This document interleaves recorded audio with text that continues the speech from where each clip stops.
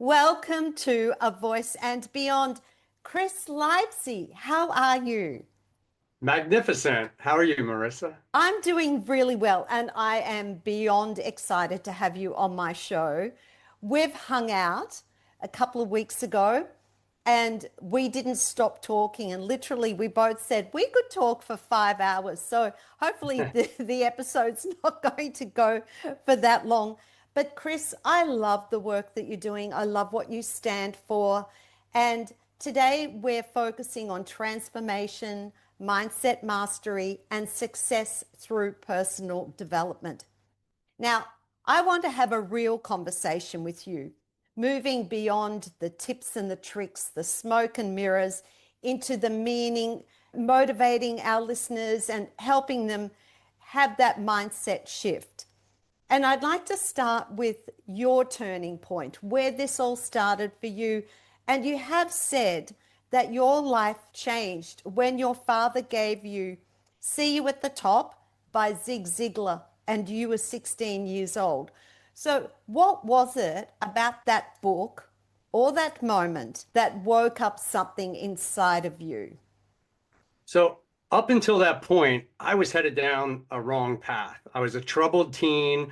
Like we had talked about, I got diagnosed with ADD and pulled out of mainstream classes, put in emotional support classes, and I had authorities and counselors and teachers and everyone around me saying that there was something wrong with me.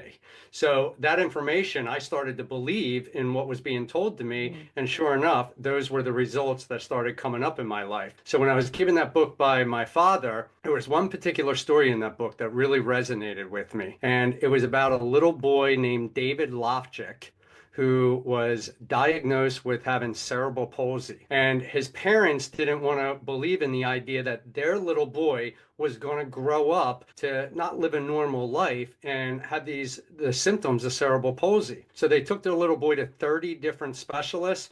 All 30 specialists told their parents, "I'm sorry, your little boy has cerebral palsy. He'll never be able to walk or talk or even count to 10." They suggested that they put their little boy in an institution for the good of the normal members of the family. So when I'm hearing that, I'm thinking, wow, this little boy's headed down the wrong path. I felt bad for the parents. The parents didn't buy into that. They took their little boy to a specialist, one of the best in the world, who basically told the parents the same thing. Your little boy has cerebral palsy. He'll never be able to walk or talk or count to 10 if you listen to the voices of doom. But I believe there's something you can do for your boy if you're willing to do your part and push this little boy beyond all human endurance. And that's exactly what these parents did. They took their little boy home, they built a little gym in their basement, and they really went to work on this boy's body and his mind. And one of the key points that the best doctor, I think his name was Dr. Pearlstein from Chicago, Illinois, I still remember. Okay. I listened to that story over and over again. But he said, under no circumstance can you ever let little David in the presence of another child with cerebral palsy. What he wanted the parents to do is really push this little boy and beyond all human endurance by building the little gym in their basement. And fast forward, after 2 years, the little boy was finally able to do one push-up. And it was a miracle for everyone in the family that he was even able to lift his body off the ground. Fast forward years later, he was already skating on the neighborhood hockey team, doing as many as 1,100 push-ups in a single day, and was doing extremely well in ninth grade math as a seventh grade student.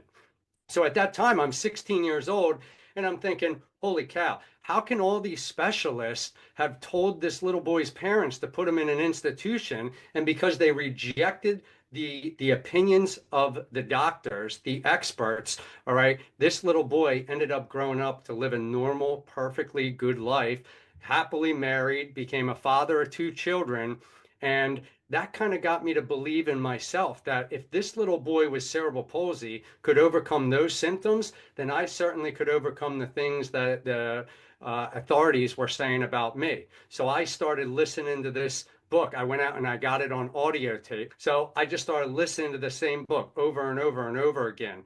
And at the time, I didn't know what I was doing, but I was programming my subconscious mind.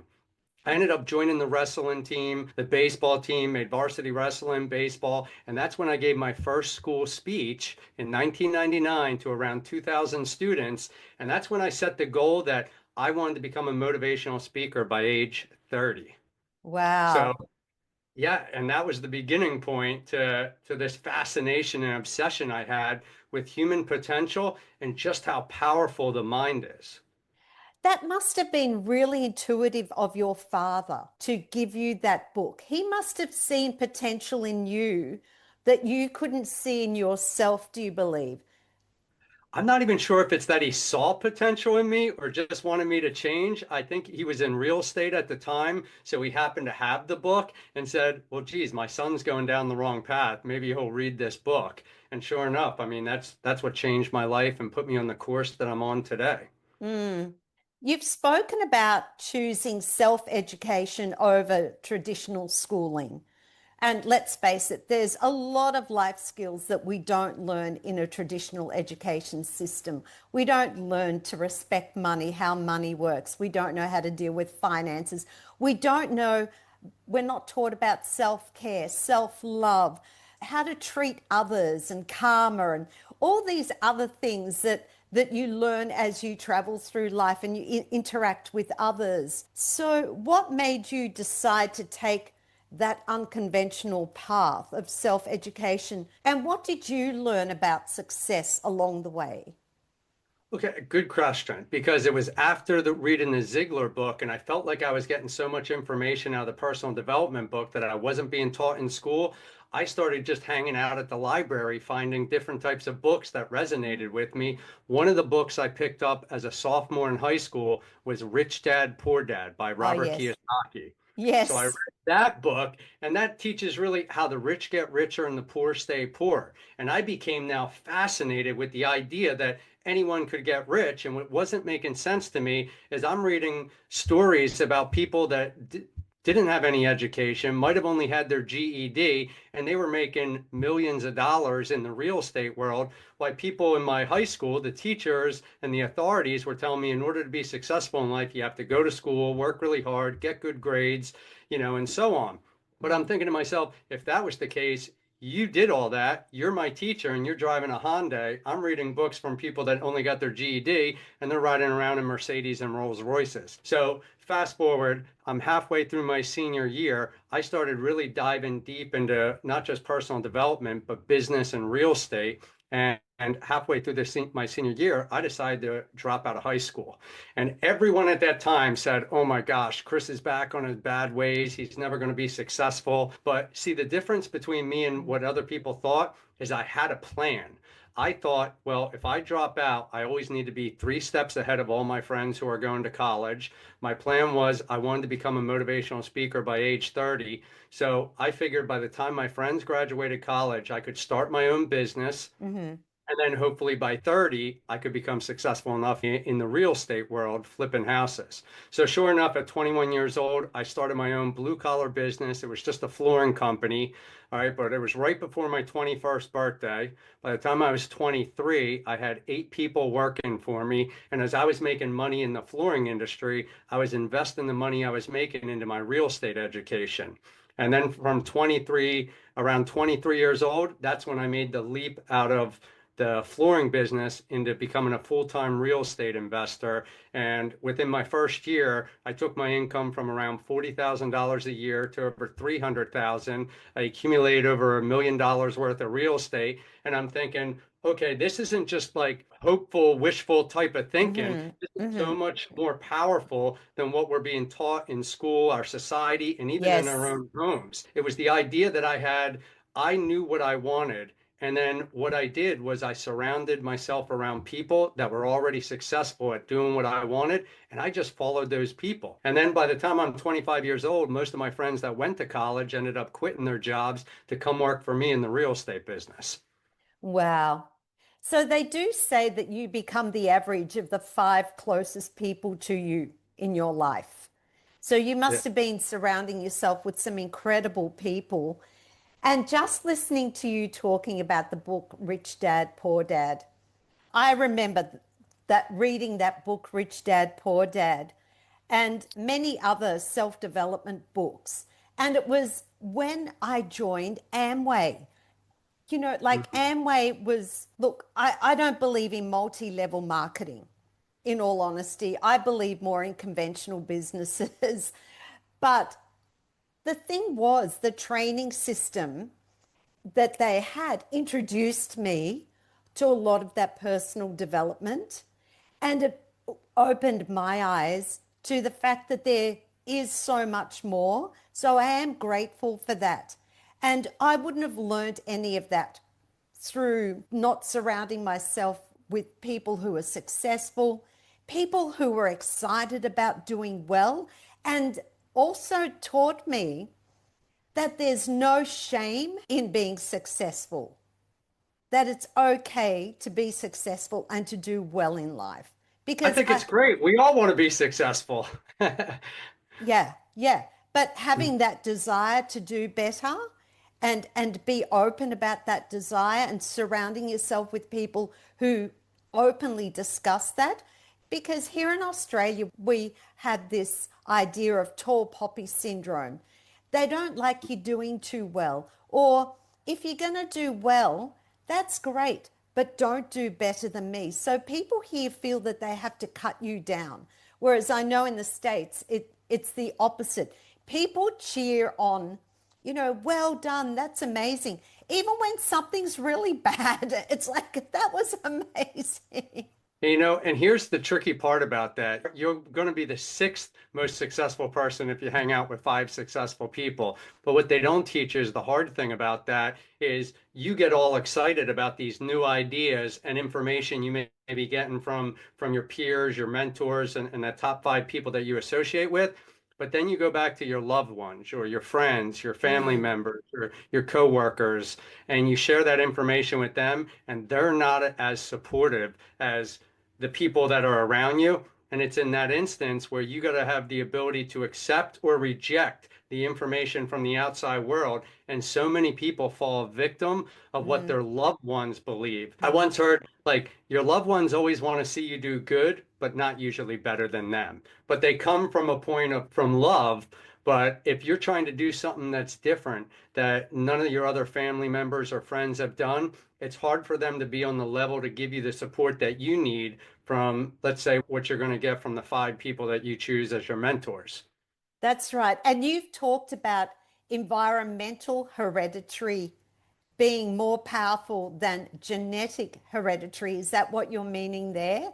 That the people that you surround yourself with can have more influence over you than the people that you were born surrounded by.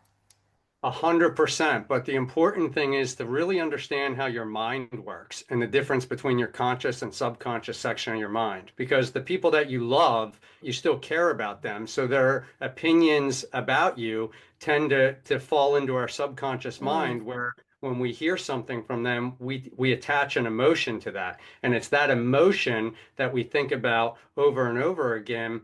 That's what's creating our belief system, and that's what's creating our daily results in life. So it's very important to make sure that you do constantly associate with the people that are already successful at doing what you want to do. Here's a quick tip to being successful. Know what you want, find somebody that's already doing it, and get them to mentor you. And if you can just do those three things, you're going to be successful. But tune out everything else that doesn't align with the life that you want to live. And you know what? When you put it that way, how easy does that sound? Oh, it always sounds a lot easier than it It's is. it sounds so easy. Like that is doable. Three But easy things. But the biggest battle that we're ever going to face is the battle in our own mind and 100%. and not even just our loved ones, but then you turn on the late night news and it's nothing but negativity. You go in social media and it's nothing but negativity. And it constantly seems like society is always trying to divide us rather than bring us together around some type of common ground. And that's what we got to be very careful in doing is really becoming emotionalized to the information that doesn't align with the life that we want. Because if we can just tune that stuff out, it's going to put you on the fast track to achieving the magnificent life you really want. I totally agree. And it's interesting when you start making those mindset shifts and stepping into more of that positive mindset and self-belief, and you have a plan, you have direction, you're executing your plan. But it's interesting when you start listening to the language Mm. other people use and how negative they are without even realizing what they're actually manifesting for themselves in their lives just through the words that they're using. And it's because most people don't feel worthy to really Mm, achieve the kind of success that they want. And that's where I want to tell people that, I was not very smart guy. I just was young enough and naive enough to stay open mind to the information that I was learning from very successful people. When I dropped out of high school, I mean, I was halfway through my senior year. I played a lot of sports. I would have been the most unlikely person to drop out at that point, but I had a plan. But everybody in my life, teachers, friends, family, they all told me I was going to be a failure in life. I mm, wouldn't be successful. But see, I rejected the ideas of other people because I kept programming my mind with the information that empowered me to live the life I want. But what was most important is I had a very specific goal of what I wanted to achieve. So it was easy for me to find people that were doing what I wanted to do. And I just kept listening to them. But there were many nights that I could cry myself to sleep because people that were around me and closest to me thought I was going to be a failure and would mm. say hurtful things to me that, if now I know a little bit more about the mind than I did back then, but I still was able to reject that. But sometimes that's the most difficult thing. You really want to reject the opinions and beliefs of other people so you can program your subconscious mind around the areas that most align with your dream or your goal. Yeah, I love what you're saying because I have family members who, when I was growing up, basically told me I would amount to nothing, that Mm. I was dumb, I was lazy, I was never going to achieve anything in my life. And now I look at everything that I've achieved. And the strange thing is that those people have no interest. Like they don't ask me about what I do, how I'm going, what's happening in my life. It's quite bizarre, really. And they treat me in the same way that they did when I was younger. And I haven't lived near home for 30 years. And when I do go back home to Melbourne, some of those family members feel like they know me really well and speak to me in the same tone that they did when I was that teenager. And I think, you really don't know me. I've come a long way since then. In case you haven't noticed, I have a PhD. I have a published book. I teach at a university. I have a successful podcast, you know, And you're helping like, change people's lives all around the world. and they're talking to me like I'm that dumb kid and making assumptions about my personality and my personality traits. I was even called a victim. Last Christmas, one of the family members said, "Oh, you're nothing but a victim." Okay, I'm far from a victim. You really don't know me, but I've gone way off track here. But I was You're more of a resonating. creator of your own destiny. But you know what? It's funny that you say that because anybody that's achieved any amount of success will all relate to that story, including any actor or actress or any singer, musician, because when they get around their family, they don't see them as the superstar that they are. They see them as the person they grew up with. And I'm the exact same way. I write Mm, a book and I give talks all over the place, and my family won't come to hear me talk. They know what I mm, do, but they think I wrote a book on motivation and real estate when really it's far from just real estate. It's all more about the mind and how I was yes, able to transform my life. So yes. my own family is the same way that you're describing your family, and I think anybody that's ever achieved anything can relate to that. Mm, And that's why I say our biggest challenge in life is the battle going on in our own mind. Because as we get excited about a goal or a dream that we may have, even a new career or a job, and we share that with our friends and family, it's so easy for them to show us, to put us off track of living that life that we really want. Because we can easily become a victim based on our emotional attachment to those people. These are people that are supposed to love us, mm. but then they don't believe in us or don't support us. And it's too easy to get caught up in that negative emotion, where really the best thing to do is just, you got to just swallow what they're saying, not accept it in your mind and continue on the path of where you're going. And Yes. let them watch, and they have to come to you and ask you questions. It's almost like you can never go and just teach them. I started learning that early on when I was learning about personal development, personal achievement. I would try to teach it to all my friends, and they would all say, "Oh, Chris, you're brainwashing yourself. That's a bunch of nonsense." And all I wanted to do was help them because I saw how it transformed my life. 100%. And my family, I don't think a single family member has ever listened to my podcast. And they think it's about the singing voice Yeah. specifically. So here we are having a discussion about mindset. But now you've spent hundreds of thousands of dollars on mentoring and coaching. And I know there's a lot of people out there who would really benefit. Well, I think we can all benefit from coaching and mentoring. And I know I've spent a lot of money also on having people in my life to guide me.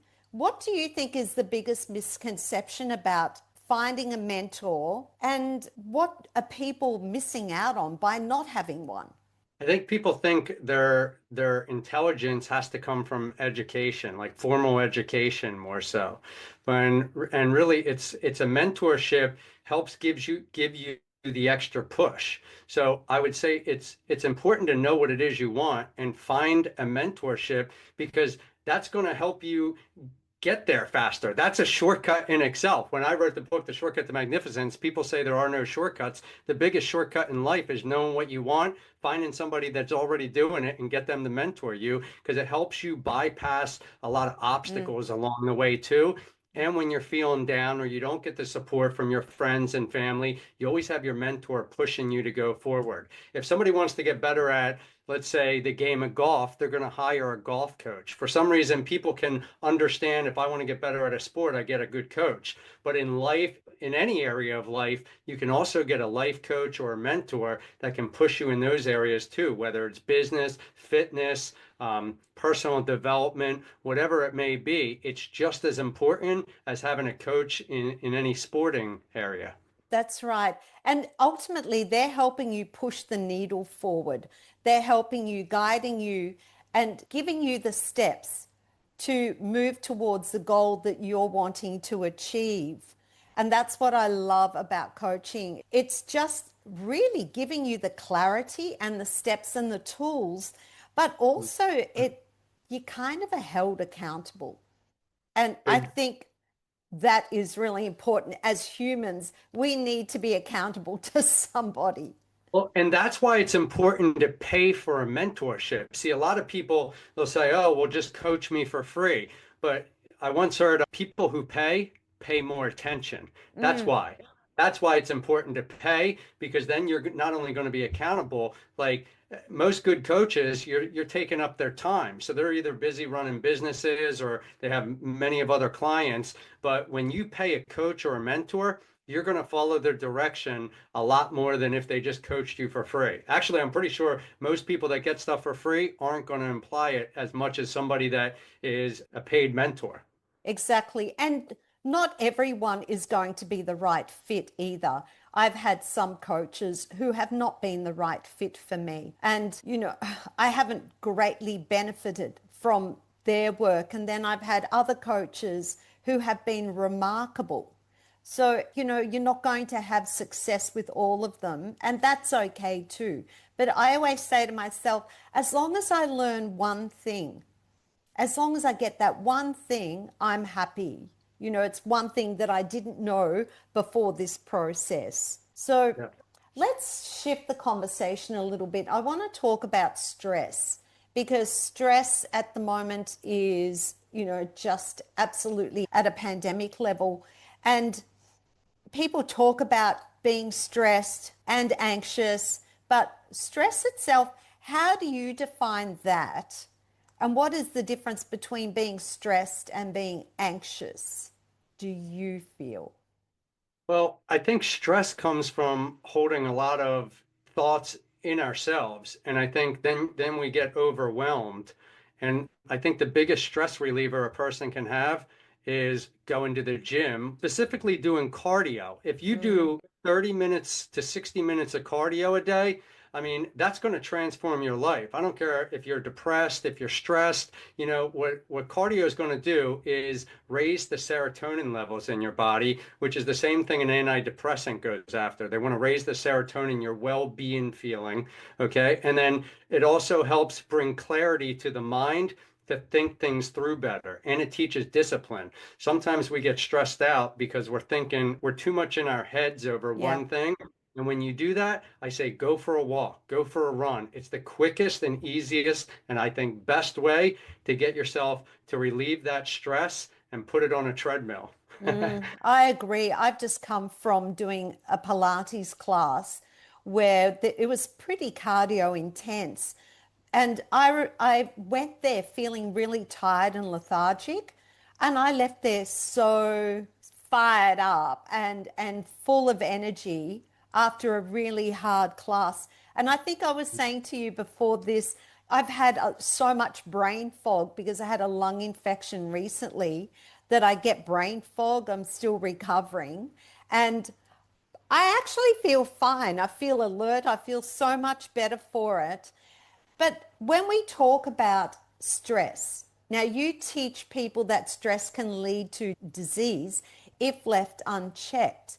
So, what are the warning signs in your own life that told you that you were heading down the path of having that disease and Well, being unwell through stress? it's whenever you come across the problem in life that you all of a sudden get trapped in your mind and feel like there's no way out. So then what you do is you end up isolating and thinking about the problem over and over and over Mm, again. And then that stress can create diseases within your body. And that's why I say the number one cure for stress is going to the gym, working out, because it's going to eliminate a lot of that like stressful thoughts that are going on in your head because it brings clarity to any problem that you're facing. For me, I've yes. dealt with so many different problems in business and partnerships early on in real estate where I've lost, $100,000 on a deal. I was stressed out. I had people coming after me that were like, "Where's my investment?" And the more I would think about the problem, the more the problem continued to show up in my life. I would create more problems. So as I would go to the gym, I would be able to bring clarity into my life that helped me solve most of the problems. I get that. I feel that when I'm stressed, and I use the word anxious because for me, usually when I'm stressed, it's more an anxiety thing. I'm thinking about something that hasn't happened in the future. So I'm not ruminating about something from the past. It's more a forward thinking issue. But everything feels so much harder to deal with. Everything takes twice as long. If you have a task where you've got to think about something and you've got to use your brain, I feel like it takes me twice as long to get the thing done, takes me twice as long to solve the problem Mm. because I'm so much in my head about it. But when I have clarity, I can just move forward. Everything you seem to move forward with more flow. The problem is still there, but you're able to navigate it. And rather than it being something, a burden that you're carrying around on your shoulders, you're able to kind of navigate it and walk beside it and walk through it. Yeah, and that's because when you're anxious about something, you have two ways to look. You're either in fear or in faith. There's a law of polarity. So the law of polarity states there's an opposite to everything. And sometimes when we're stressed about a certain situation, we're going to continue to think about that thought over and over again. And it's attaching the emotion to the thought that's putting our body in that vibrational state that Mm. we know, or that you're saying makes me feel anxious, doesn't make me feel good. So I try to offset that by sometimes what you want to do is write out your problem on a piece of paper, leave it on your desk or your dresser or wherever. Go for a walk. That's when I say go to the gym and then come back and read that problem on paper and then even try to find a mentor. That's why the mentorships are good. So you have someone to talk through the problem over just staying in your own mind. Do you have other self-care practices other than training, doing your cardio? What else helps you put your mind and body at ease? I always use daily affirmations. So, a big thing to me is I understand how to program the subconscious section of the mind, and it's through the repetition of a new belief. So, I carry a little go card with me right here. So, Right. so I'll that my number one mentor, Bob Proctor, he's the one that taught me this. He goes, once you figure out what it is that you want, write it down on a piece of paper. And anytime you're feeling down or upset, or you reach in your pocket, you pull it out and you read it. But you don't just read it and think of like just think the thought. You want to really emotionalize yourself to what it is you want as if it's already real. So if Mm. I'm in a stressful situation and I pull out this card, my brain is automatically programmed to close my eyes and envision what this life would actually look like if I'd already had this manifest into my life.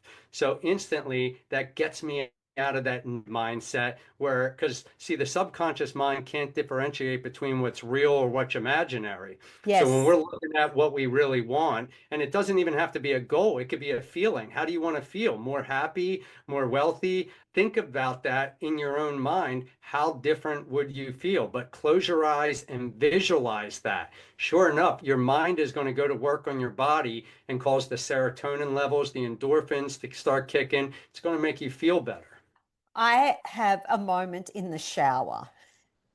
I gave it a name this morning and I call it verbal diarrhea. I have my shower every morning, and the last minute in the shower, I turn it to cold. So it just snaps me into the present.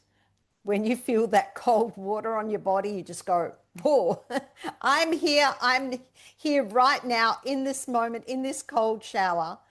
And I just start saying all these affirmations. I never know what is going to come out of my mouth. That's why I call it verbal diarrhea. Depending on what's going on in my life, I just splurt out all this stuff. Like it can be things like, I am joy, I am powerful, I am uniquely made, I love my family and I'm creating memories with my family. Like all this stuff just starts blurting out. And then I get to the end, I go, oh, I feel so much better. And that's another good point. What you're doing is you're mentally creating a gratitude list. So even if you're feeling stressed out, sometimes it's good just to write out 10 things that you're most grateful for in life. Everybody's got something that they're Yeah. grateful for. No matter how bad you may think your life is, write out 5 to 10 things you're grateful for. And it's that state of mind of once you write them out and start reading them over and over again, it's going to put you in the mindset of being grateful and over stress. And I Yes. like what you said about turning on the cold water. I started doing cold plunges every day at 39 degrees, and I do 2 to 3 minutes of that every day in addition to a 2 hour workout. So, but there are a lot of good benefits to the hot and the cold, whether it's a sauna or even like an ice shower. Yeah. You know what I say to that? No deal. If anyone's watching on YouTube, and do you have deal or no deal in the States? Yeah, of Yeah. course. Okay, I've just done the no deal. Okay, No, no deal to cold plunges at this point of time. But I will keep you posted if ever I do go and do that. But I do the gratitude journal every morning and I write my intentions for the day. I also meditate every morning. I also do some push-ups and air squats every morning, and that is part of my morning routine. I have a full ritual every morning that helps me create the mindset that I want to move through my day with. I mean, it we have a takes similar routine. I do like the exact same thing as you. it takes discipline. You have to be highly disciplined to do that. But then I say you have to be highly disciplined not to do that too, because whatever you're doing, it takes discipline in life and the Yep. choice is yours. And I want to have a great day. I want to be living my best life. I want to be the best version of myself every day. And the best version of me is going to be slightly different every day. It's not always the same, but I want to be the best that I can be given what's going on in my And by life. having that morning routine and doing your push-ups and getting your body in motion and creating that gratitude list at least gives you a jump start into making your day much better. A lot of people will they wake up late, then, instantly they start thinking, oh, I'm going to be late for work. I'm going to be late to get Mm. my kids to school. And then it's a snowball effect. Then more and more things start going wrong throughout your Yes. day.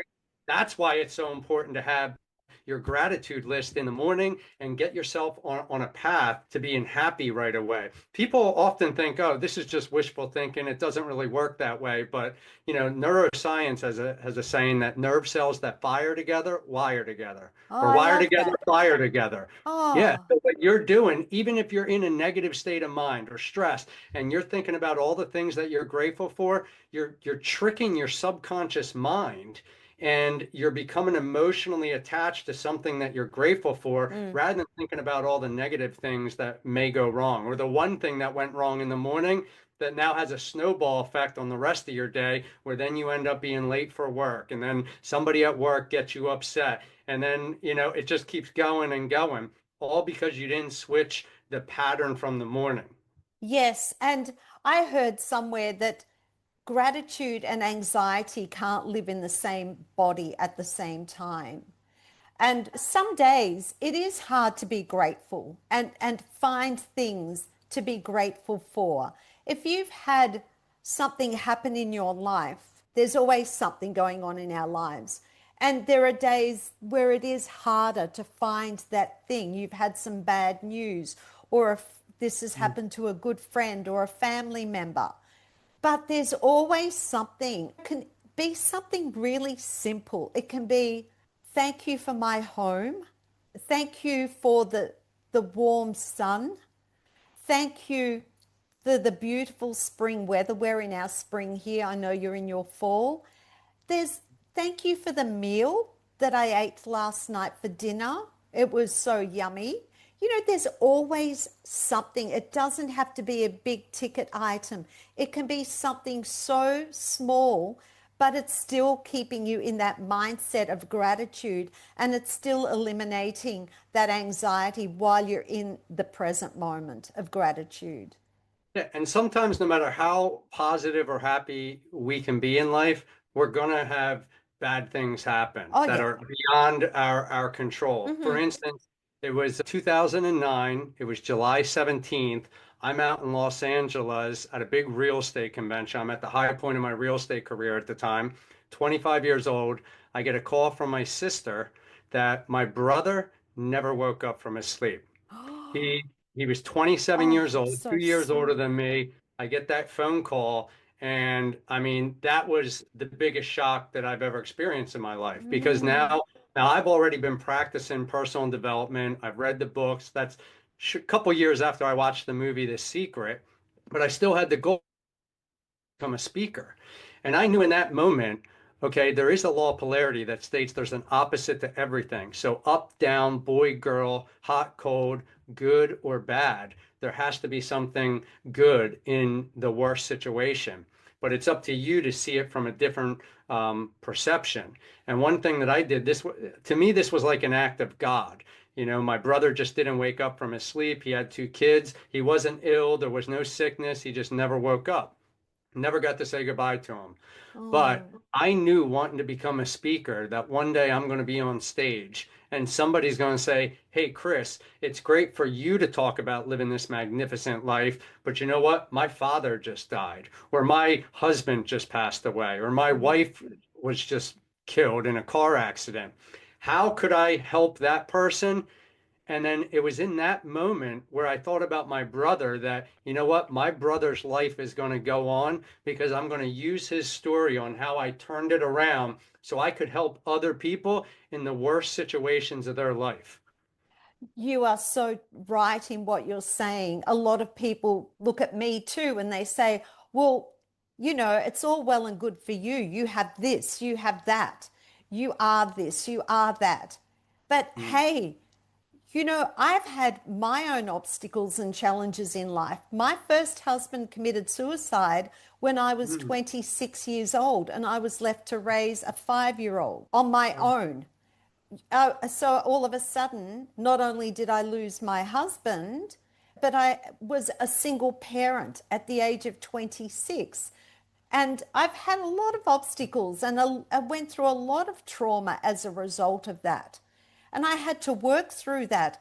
But it's all those things that have made me the person that I am now. And in a weird way, I'm very grateful for that. And when I say in a weird way, for those of you who think that's a strange thing to say, yeah, it probably is a strange thing to say, but I wouldn't be who I am now, strong, resilient, tenacious, and know that I'm very capable if all of those things didn't happen to me. And I can use my story to help others. I was talking to someone yesterday who was saying that they're having financial problems. And she said to me, "Oh, you wouldn't know what it's like." And I said, "Excuse me?" She said, "Well, you wouldn't know what it's like." And I said to her, "I do." She said, "Well, give me an example."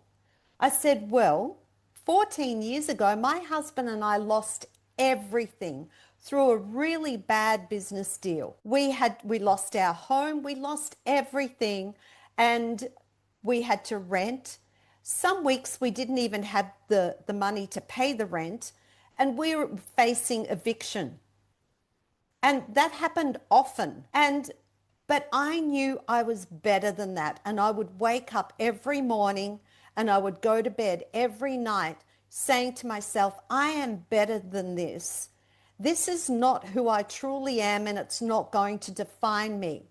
And I ended up rebuilding and building a property portfolio that's worth millions of dollars through the lessons learnt through having nothing and being at that level of having to rebuild and re-educate. And if I didn't go through that, I wouldn't have that property portfolio that I have now.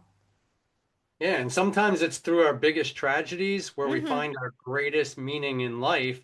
And when people struggle through that and think, well, how can you find something good in the loss of a loved one or something? Sometimes it's just being able to be strong enough during that situation where you can help somebody else out. One thing I have found, there's always somebody else that has a worse story than you Oh, do.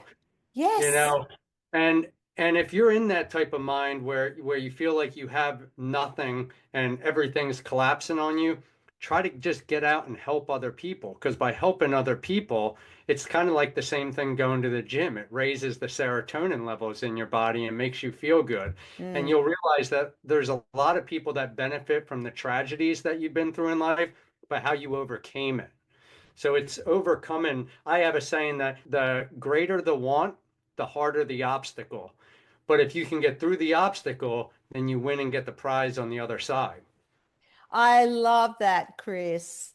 I love Yeah. that. You are so full of wisdom. I'm loving this. I And feel you and like me had a I, lot of similar experiences because I too, after my brother passed, shifted gears from my partners in real estate.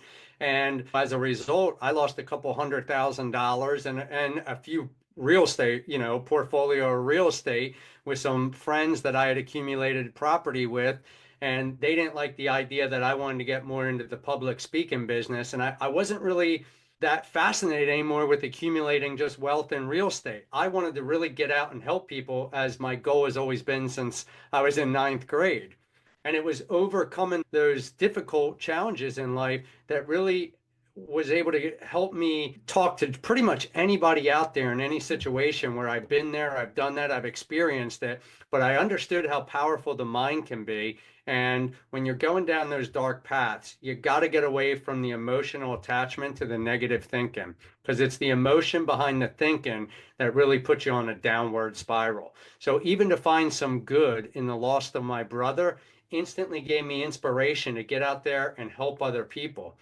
I remember Tony Robbins saying to me, Chris, I never finished high school. So I got to work 3 times harder than other people. mm, And if I talk about teaching anyone that they can become magnificent, the shortcut to magnificence, Well, I got to be able to teach that to anybody. How about the little boy who grew up in the inner city, whose dad was incarcerated, his mom is selling her body on the street? How could I teach that little boy how to become magnificent? Or the 16-year-old girl who was raped a couple times from someone. I mean, the worst Mm. situations. I had to go in and figure out a way I could help all people, because I can't say I can teach anyone the shortcut to magnificence if I can teach somebody on a higher success level, but I couldn't teach it to someone who's at the lowest point of their possible life. Absolutely. And you've created your own framework for success, Chris. 13 principles that changed your life. Can you share one that's been most pivotal for you? The first is faith and spirituality. And I talk about how to develop enough faith within yourself to achieve anything that you want in life by understanding the spiritual side to our personality, which resides in the mind. And now this wasn't until 2011, when I was coached between 2011 and 2012, when I was coached by Bob Proctor, and he showed me the image of the mind. And see, we think in pictures. So if I ask you to, what type of refrigerator do you have? Like, is it a top freezer or a lower freezer? Does it open outward or is it one door? What are you going to say? Like, what type of refrigerator do you have, I Marissa? have an element, is it the silver one? No, stainless steel, Stainless and steel. it is top two doors, and the top is the refrigerator, and the bottom is smaller, and that is the freezer. Yep. And now what you just did is you actually went into your kitchen because you visualized what your refrigerator looks like. Because see, Mhm. we think in pictures. But when I talk about how powerful the mind is to people, people kind of understand that. But see, most people are inclined to think if I ask you what the mind is, what are you going to say? Well, I You might have a deeper understanding of the mind. Okay. Well, for me, I believe that the mind and the brain are two different things because I think that's the first thing people think that they're the same thing. I feel like the brain is the hardware and the mind is the software, and that the mind is the accumulation of all your thoughts, all your emotions, actions, and that feeds the information into the brain. That's how Mm. I think of it. That's a good answer too. You're It right on. is? Because it is different. Do Because I I get think A plus? you do. You get an A plus. Awesome. But most people are inclined to think that their mind is their brain when really it's not. And see, up until 2011, I wasn't really sure how I was achieving all this success from 1999, having transformed my life as a ninth grade student, then a high school dropout into a successful business owner, then got into real estate. I didn't really understand it till Bob Proctor actually showed me an image. Actually, I got this right here. I mean, some of your listeners aren't going to see this, but this is the Yeah. picture that he drew of the mind. And it's this little diagram that I have in my book that I actually teach people that there's two parts to your mind. Think of the top part of your head as your conscious mind, and the bottom part of your head is the subconscious mind. And it's through the thoughts that we're thinking in our conscious mind that we become emotionalized to. That's what Mm, gets embedded in our subconscious mind. It's our subconscious mind that's creating our actual results. That's where our paradigm is. That's our belief system. mm. And as human beings, I call us compulsive liars because we're lying to ourselves constantly about what we believe to be true and Yep. real, Yep. and that we don't have to believe everything that we think and believe to Yeah. be Well, true. see, the good thing about the conscious mind, so the conscious mind being the top part of your head, okay, you have the ability to accept or reject any information that you don't want to believe. And one of the big points of that is don't tie an emotion to the thought. If you're told something, it's going to go into your conscious mind. You can reject that idea as long Hmm. as you don't tie an emotion to it. But the longer you think that thought over and over and tie an emotion to it, well, that thought is now going to get programmed into your subconscious section of the mind, and that's what's going to create your reality. That's what's sending the vibrations through your body, which causes your body to move into action. It's your action that's creating the results. See, I Einstein said Everything is energy. That's all there is to it. Match the frequency to the reality you want, and you cannot help but get this reality. This is not Mm-hmm. philosophy. This is science. Now, Mm-hmm. if I heard that 20 years ago, I would have been like, Einstein's on a whole different level. I don't even know what that means. But the more I studied the mind and neuroscience and epigenetics, I realized that, see, every thought we have has a frequency to it. So as we're thinking that thought over and over again and attaching the emotion, it's our body that falls into a vibrational state. That's why if you're feeling stressed and you're overly stressed, you just create more stress in your life and more negative things are going to happen throughout your day. You want Mm. to reject those, replace it with a daily affirmation that makes you feel good, because then you're going to attract more good feelings.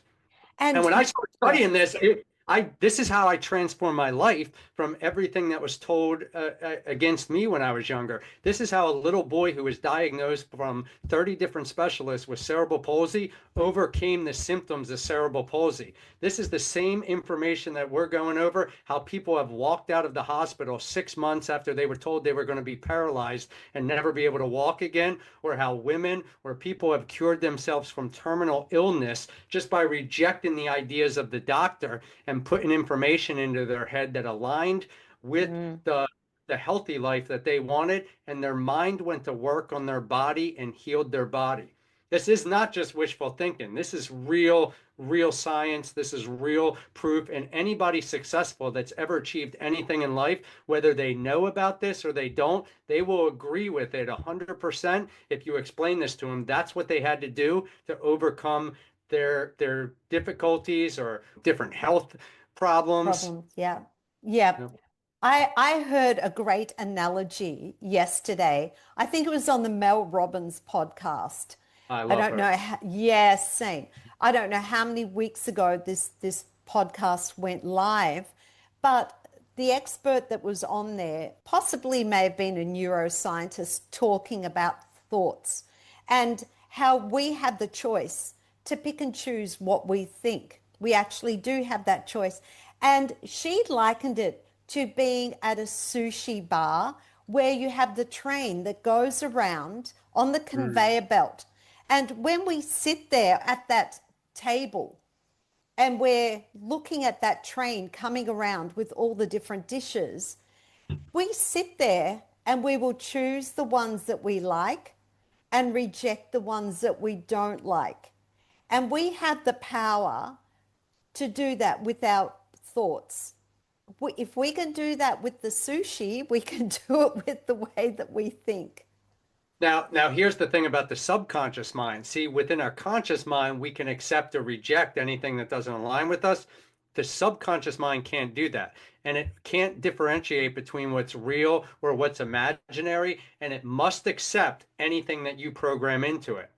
Think of this way. Okay. There's a medical term called the placebo. I'm sure you heard about Yes, the yes, I placebo know effect. very well. So As a think of it. singer, yes.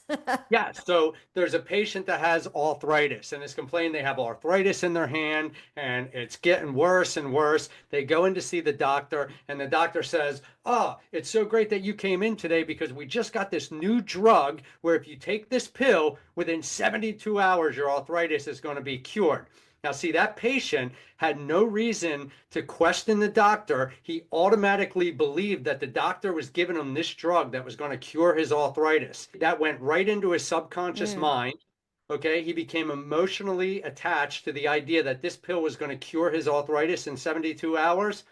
3 days after the patient leaves, he calls the doctor, and the doctor says, "Oh my gosh, doc, it's amazing. My arthritis is cured. That pill you gave me works. It's amazing." And the doctor says, "All I did was give you a sugar cube." Now, see, that's Yes. the placebo effect, because the patient wouldn't have questioned the doctor. The patient automatically believed what the doctor was saying to him. Those thoughts went into the patient's head. The patient became emotionalized to what the doctor said, and that mind went to work on that patient's body and healed the body. I have a story to share regarding placebo. Many years ago, I was working with a singer who had a little bit of performance anxiety, and but also she was a bit unwell, and that was exacerbating her performance anxiety. She had a sore throat. She was saying, "Oh, my throat's really, really sore." And we have these lollies, I think they're lozenges, lollies here in Australia called Fisherman's Friend. Do you have those in the States? No, I don't think we have that. You'll have to send me one They though. are really strong. They're really disgusting. So anything that tastes bad, we automatically think it's got to be good for us. So I broke one of these in half and I said, look, I'm not going to give you the whole one because they're so strong, but this is going to help you. This works on anyone, on for anything to do with singing. You're going to be fine. Here's the lolly. You're going to smash this. This is going to help you. So she did. She went up there and smashed it. The next time she had to perform, she came to me and she said, Marisa, you know that lozenge that you gave me last time? My throat's a bit sore. I really need that. And I knew she was going to ask me, and I made sure I had some in my bag, but they don't do anything. But because the way that I delivered that message with such conviction, she believed me. And because the thing tasted so bad, she thought it had to be doing some good. Yeah. And see, and this is, I mean, this is real science here. This is how our mind works. If there's anything I can get across to your listeners, anybody that's listening right now, it's really learn the power of the mind and the difference between your conscious and subconscious mind, because that is controlling your reality. And if you're unhappy, if you're in a situation where you're going down the wrong path, switch your way of thinking, because this is science. It can transform your life. And there's so much evidence out there that this works. This is what I studied for 20 years. I saw it in my own life. I should have never reached the levels of success that I had at an early age, considering my circumstances and what everybody said about me. And I proved every single person wrong. And I've studied thousands of other stories. I got a story for you. In December of 2015, I had an old high school buddy come to me. I was living in Philadelphia at the time. I now live in Florida. But he ended up going down a path and getting himself hooked on drugs, on heroin. And it was really bad. And he came to me for some help. And I immediately started teaching him how the mind works. And during that time, I remember him saying that he was watching the show called Breaking Bad. I don't know if you've heard of Breaking Bad, but it was My about drugs. husband watches it. Oh, yeah. Oh, well, see, and I told my friend, I'm like, the first thing you're doing is getting rid of anything related to drugs. No music, no shows, nothing. You have to get rid of that stuff.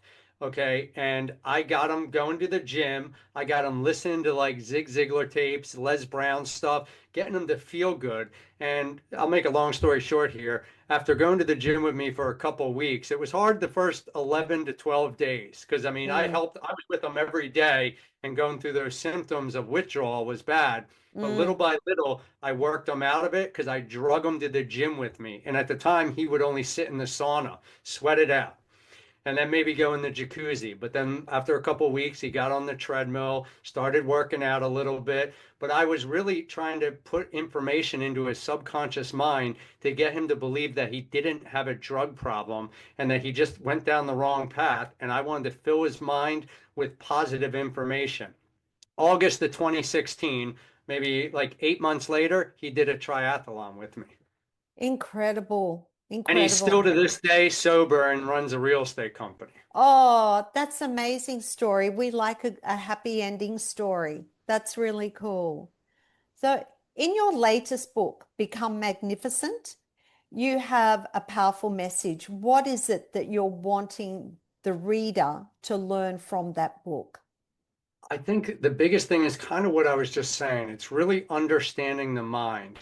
And when you can do that, I want you to write out your goals, what it is you really want. Let your imagination run wild. See, the imagination is the workshop to creating our dreams, but we're taught at an early age not to use our imagination, that to just get a good, comfortable 9 to 5 type of job. But program your mind around your dreams. Okay, write down everything you want and start programming your subconscious mind to achieve those things. And one of the biggest things you can do is get yourself a mentor that can help you achieve the things that you want. Now, you've also said, though, that being on your own is important.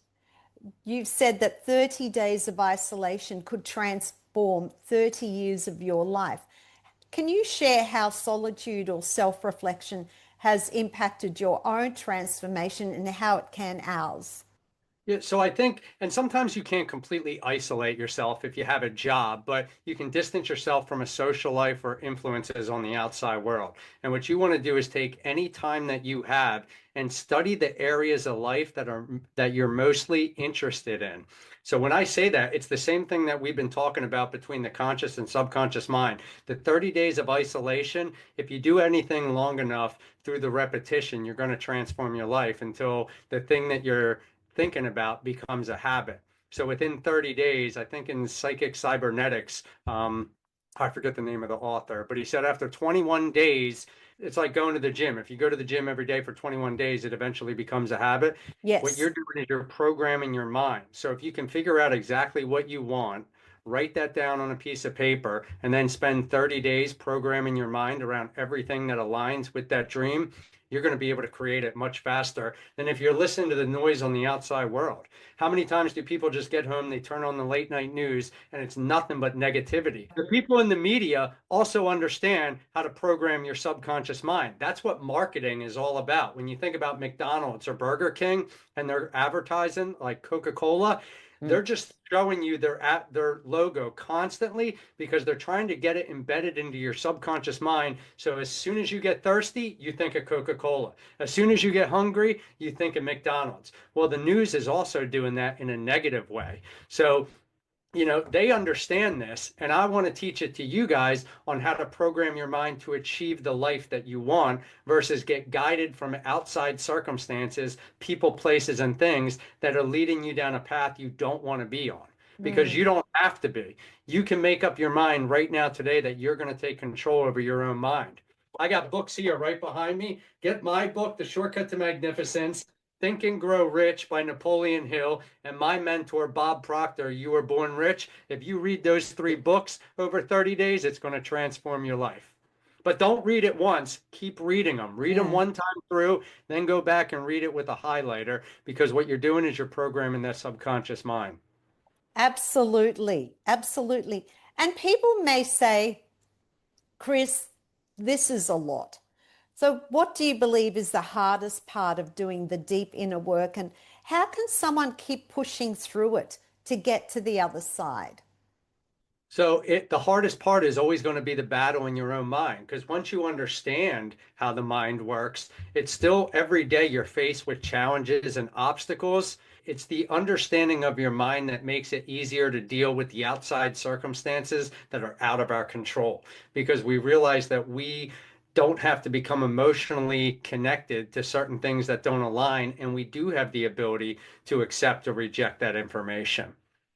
But the big thing is if you walk down the street and ask 100 people what they really want within the next year, I would say 95, 97% of them don't know what they really want.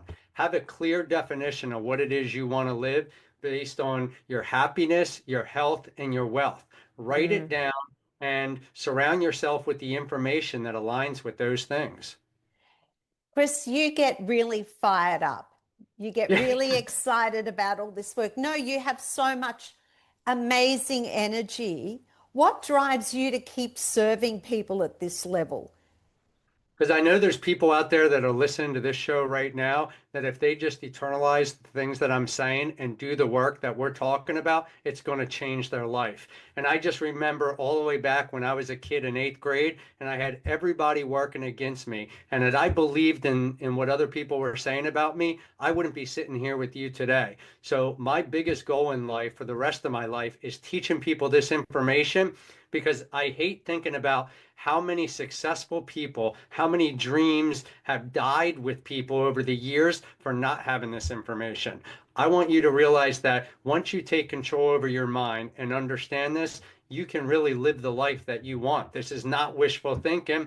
If I can do it, anybody can do it. That's why with me, I might not be the smartest guy, but I'm definitely the most passionate that you'll ever meet because I devoted my life to this. I'm obsessed with it because I know what it can do for people, and Mm. there's not a person that I can't help. I don't care what circumstance you come from, what your background is, what you may be facing. As soon as you understand your mind, you're going to transform your life. And I've helped so many people in so many areas of life, whether it was my friend on heroin, people in business, or people in having a bad marriage, just completely transform their life.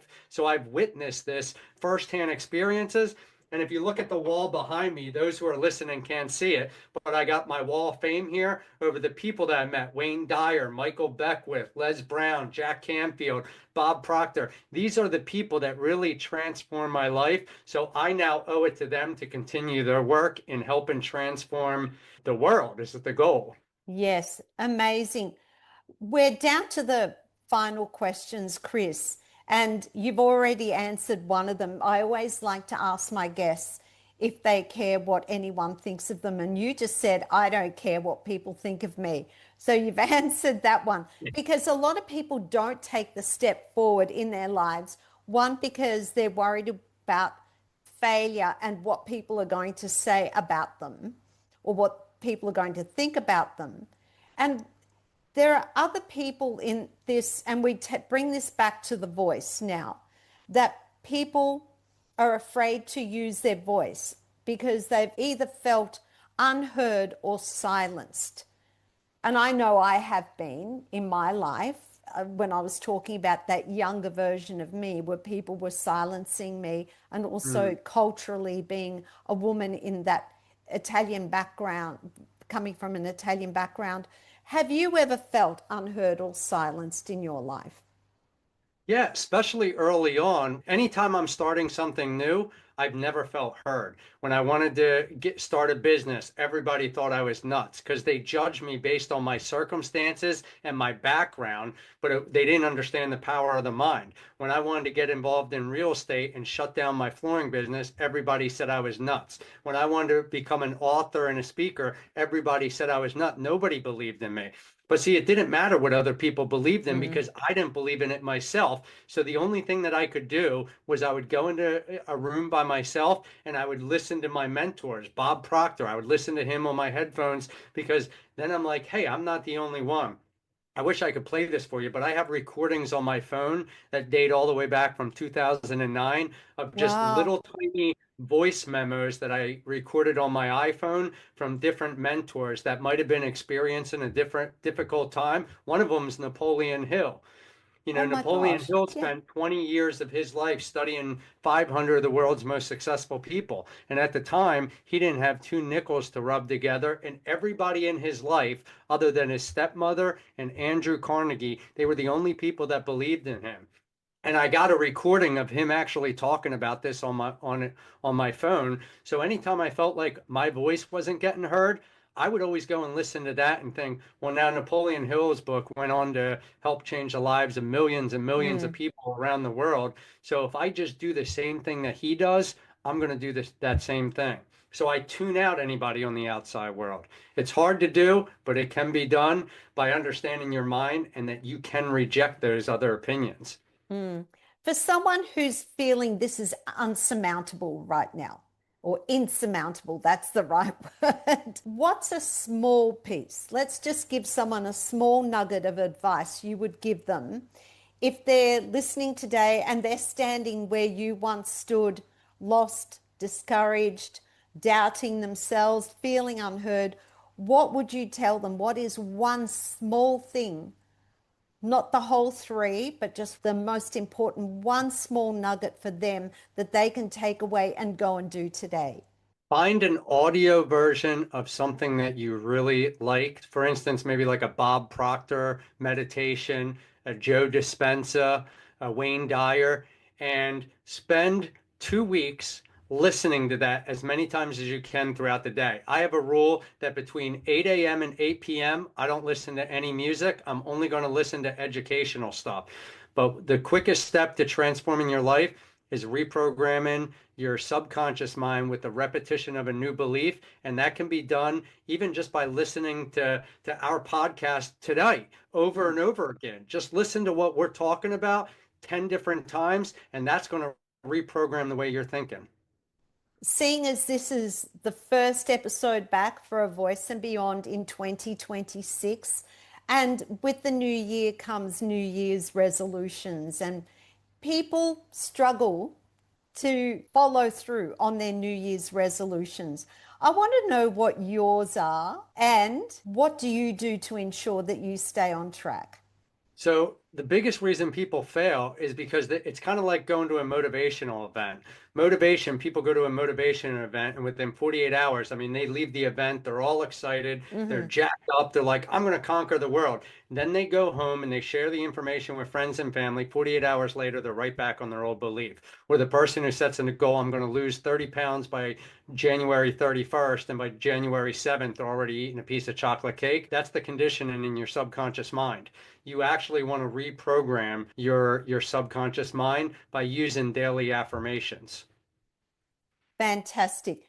So, do you have any New Year's So, resolutions? so mine is the same thing that I put in my book because I only have one great resolution, and it's going to be for the rest of my life, which is to spread this message around to as many people as I possibly can. I dedicated my book to Bob Proctor, who was my greatest mentor, Hmm. and I feel like the first half of my life, for the first 40 years, I put a lot of this info. I studied, and I taught. The next half of my life, I'm just going to teach it to as many people as possible.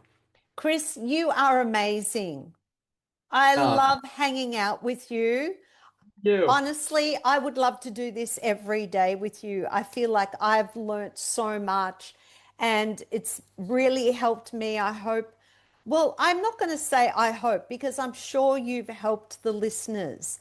And if someone is listening to this and they feel like, oh my gosh, this is so much. I've got so much to learn. It's fine. We all have to start somewhere, and everyone's journey is so different. And as long as you're doing one small thing every day for yourself, it's just that little increment makes a sum of like a massive change. We're going to share the links to you, Chris, to your book, to your website, to information about you. So if people want to learn more about the work that you're doing or want to reach out to you, they can. But I'm just so grateful. I'm so, so grateful that we've met and that I've been able to hang out with you and have this amazing time with you. And I wish you all the best for 2026 and beyond. I know you're going to continue doing incredible things.